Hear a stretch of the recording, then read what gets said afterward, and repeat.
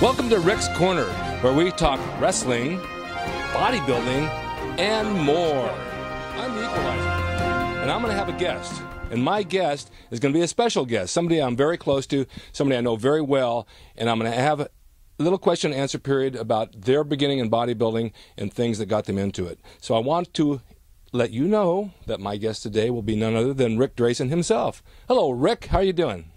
Hi, Equalizer. I'm doing fine. Thank you for asking. Glad to have you on the show. Now, I have a couple of questions that the viewers might want to know. At what age did you begin bodybuilding, and why? I was 18. I was in high school. I was skinny. I had a girlfriend, and she was the girlfriend. No wonder. Yeah, girlfriend. She was a homecoming queen, very popular girl, and I felt inferior, so I started working out with her cousins, and she said I was getting too lumpy. Yeah. So, I don't know. That's what I wanted to achieve. I wanted the lumps. I wanted the muscles, so I started training hard. Lumps? And, yeah, I know, lumpy. But, you know, it started to take off, and I started growing and achieving what I wanted to, and we broke up, and I moved on. That's good. That's a start. I mean, that got you to some point and to some degree. Now, after you started training like that, and you were working out in high school, and you're doing all that kind of stuff, and you wanted to take it a step farther, where did you go from there? Well, I joined a different gym that had more weights, and then eventually I moved down to Torrance and started training at Bill Pearl's gym for a short time until I discovered Gold's in Venice, which I really wanted to go to. And I made that transition.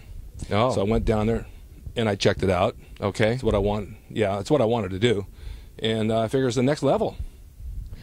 I know that you had moved to Venice Beach. Yeah, and you started to continue your career. I know we can't get into the whole thing today, but we want to touch on some of it.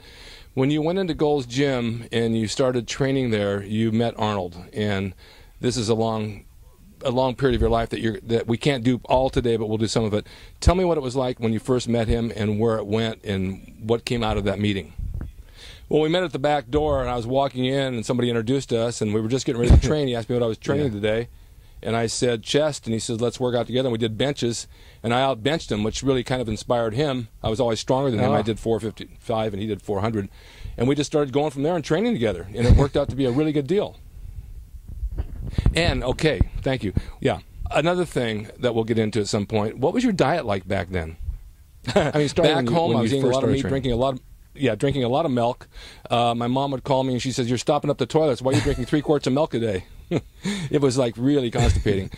But over the years it changes, of course. You have to learn what diet's about. And then coming down to Venice, I learned that you drop all that stuff and the pastas and the milk, and you stick to high protein, low carb, as you know. And I really started to get more ripped by doing it. So you think that diet is the key to bodybuilding? Oh, diet's the whole key. It's 80%. It's 80% of your training. You got to train and you got to grow, but you got to feed that so that you grow.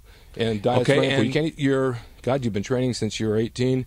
You're my age, I think. Yeah, I am your age. 65, which is, it's getting there. And you still train 6 days a week? I still train 6 days a week. I get up every morning, like going to a job, I go to the gym. And that's what I do. And through all the my business after. Excuse me? Oh, it's, you know, I have a lot of injuries. I have a lot of injuries. And how do your workouts compare now to those of that day? Well, back then I went a lot heavier.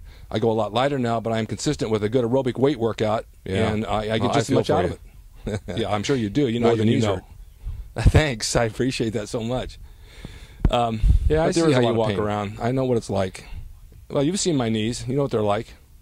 I'm going to sue my legs for non-support. Well, Rick, thank you very much. This is a short interview today, but we intend to have more and more for our viewers. This is just touching on the subject. We're going to go deep into it in a series of interviews. But I want to thank you so much for being here and being a part of my life all these years. You're a guy I'll never forget. Thank you. And every time I look in the mirror, I think of you. So we have a lot in common. But Rick Drasin, thank you very much for coming and talking to the Equalizer.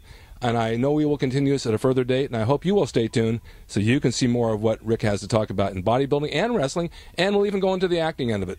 So stay tuned for Rick's Corner next time when we carry it a bit farther. Thank you so much for watching. Until next time, hosting then, Rick's Corner.